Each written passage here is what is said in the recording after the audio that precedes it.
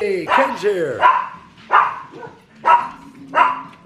Ken's here. What did Ken bring? Oh man, is that a replica? I literally fucking hate you. Is that a replica? This is an actual watermelon. This is an actual watermelon. No, is that a replica of your dick? Yeah. All right, so let's make this official. Ken is the first person to get a This Is the Way Las Vegas sticker. Woo! Look at that, man. Boom. 99 more to go. 99 more to go. Who wants them? So who's the second person to get a sticker? IAMOBG. Boom. You want to do the first one? Thanks, buddy. This guy. Thanks, buddy. This guy. So, who's the third person on earth to get a This Is the Way Las Vegas sticker? Yay! I think your numbers are all off because technically I was the first one to get You one. didn't take it. I tried to give it to you and you beat a bitch this morning and you didn't take my sticker. But I still have one because it was mine. I gotta go. It's in your room. Domestic issues. I know where it is. That room with that you got the sticker. Mom's called. I gotta be in. Mom do that. I'm the first.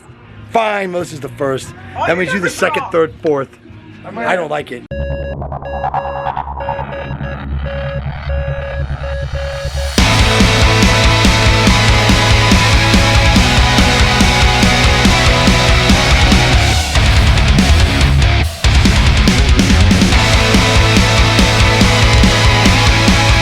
I knew this guy when he had 500 subs. Now look at him. National news. Look at this guy. Can I have you move away from your camera a little bit? Running 44069, need 3 bets, need number 440. Okay, and tilt your camera down a little bit as well. All right, hang on 1 second. It's gonna take a second. I got it. You gotta keep it Okay, level. that time. You're not keeping it level. That's the problem. No, I got it.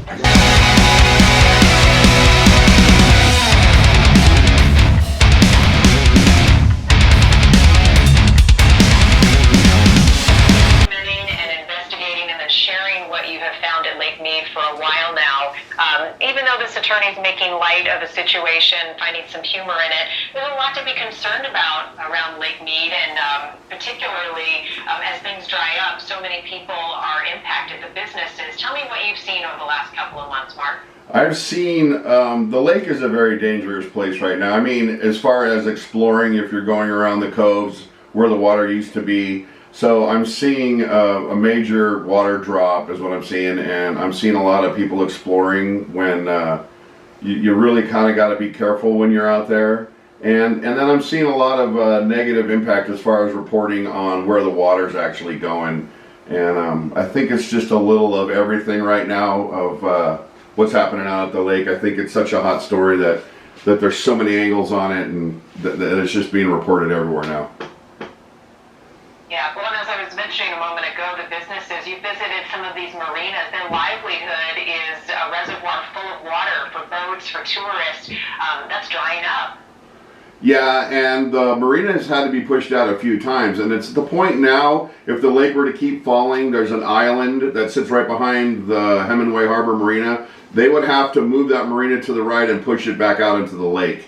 And it gets moved anywhere from 80 to 100 feet every single time they move it. And that means they have to extend plumbing lines, electrical lines, and that's a big project by itself just to get all that stuff out there so that they still have the power and necessary facilities that they have out there. Not to mention all the people that work there at the restaurants and the gift shop. That's their livelihood. Yeah, describe, Mark, what you've seen with tourists and people who are curious showing up at Lake Mead, some of the risks involved when they're looking to uncover whatever it is that used to be under the water. Well, the risks are basically when you're getting close to the water where it used to be. If the water has dropped over a week, and in some incidences it was dropping almost a foot every 2 weeks, maybe more, a foot to 3 feet, the land right around those coves becomes quicksand. And in some of my videos that I've filmed, my son Alex, he stepped in, he went down to his knees, I've gone down to my knees, and if you get both feet in there, you can just keep going down, and if you're not with other people, you could find yourself in a lot of trouble. There's wildlife out there. There's just, I mean, being trapped to the waist and not being able to get out in mud and quicksand, that's not something you want to be doing right now. Not to mention there's a lot of boats. So there's some hikes that you can go up the sides of these islands that are coming out now that used to be underwater.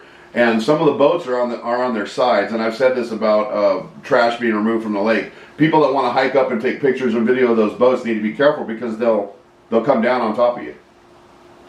Yeah, well, tread lightly. You have spent a lot of time, Mark. I know it can be emotional being out there seeing what you've seen, but giving people fair warning to be prepared.